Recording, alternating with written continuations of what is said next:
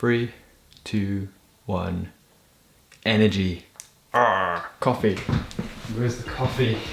Hey there YouTube, welcome back to my channel. Cameron here, and today I'm bringing you 5 traits that I think make a good PhD student. And I'm not saying that these are a complete must-have, but I think if you have some of these traits, you might be the sort of person that's suited to a PhD, or they might be things that could help you if you're already doing a PhD.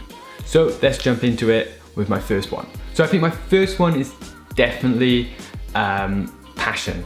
You have to be passionate about what you're doing, because you have to do this for, in the UK, 3 years, in other places it could be up to 5 years, and you really, there'll be ups, there'll be downs, but I think you've got to be passionate about your subject, because you've got to be able to scrape up the energy at any point to be able to pursue it. Another reason why passion is important is because you're going to be the only person working on it in most cases. Yes, you'll have an advisor or a supervisor, but they're only there as a support. At the end of the day, it's your job to execute and have the knowledge to do it. Number 2 is definitely self-management. Being motivated is essential. Like with what I was saying about passion, you need to be able to drive yourself and be able to work alone and manage your own time. The other thing is, even though you will have a supervisor, your supervisor is obviously connected to your research, but they're there just to help and support you. At the end of the day, it's your job to actually pursue the work. So being able to manage things like meetings, your own calendar, your own to-dos, your own schedule is very important, because there's no lecturers there to tell you, hey, go to this lecture, or hey, there's this piece of coursework due. You will have paper deadlines or maybe review deadlines, but it's your job to manage your time. So if you're self-motivated and good at managing your own time, that's a great plus to start a PhD.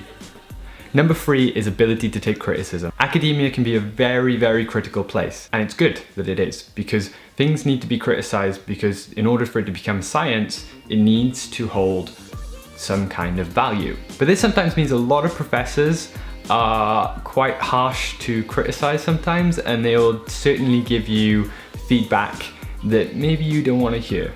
This is especially hard when you're starting out, because you want all your ideas to succeed, but essentially you're not ready yet to be this amazing researcher. You're still in training. So when a professor is harsh about your work, or when you get a review back from a journal or a conference that's a bit harsh, try not to take it personally.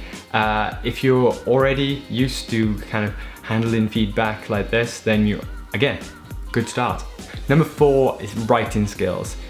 There is no getting around it. You've got to write a long thesis at the end, and along the way you've got to do lots of writing as well. I always find with academia, you do a bit of work and then you're told to go and write about it, or you've got to go and write about it, or you think, oh, actually I can't articulate this idea until I write about it. So writing skills are essential. So good communication, clear writing is going to help in publishing papers and ultimately writing your thesis at the end.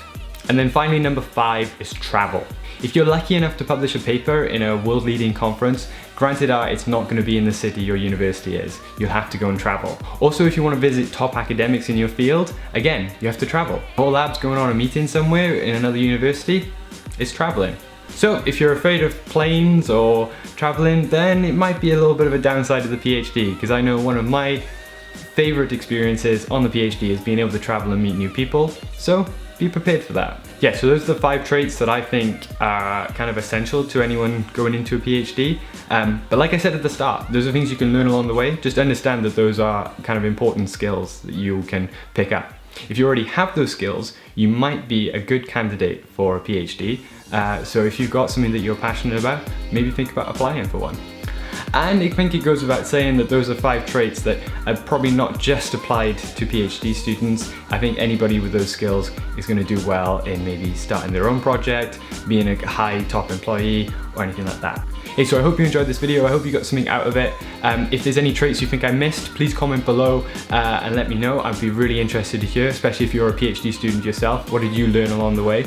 If you want to learn about my sort of trials and sort of woes of time management, please check my last video with a story about that. And of course you can find me CD Steer on Instagram to check my daily progress on my own PhD. Please drop me a message on there if you want to connect and kind of talk and collaborate on something. Really interested. Don't forget to subscribe. I will see you next week. That was quite a quick video, wasn't it? Not as sort of heartfelt as the last one. Do you prefer this kind of video? I don't know, but I know I'm out of coffee. Ah, it just dripped on me.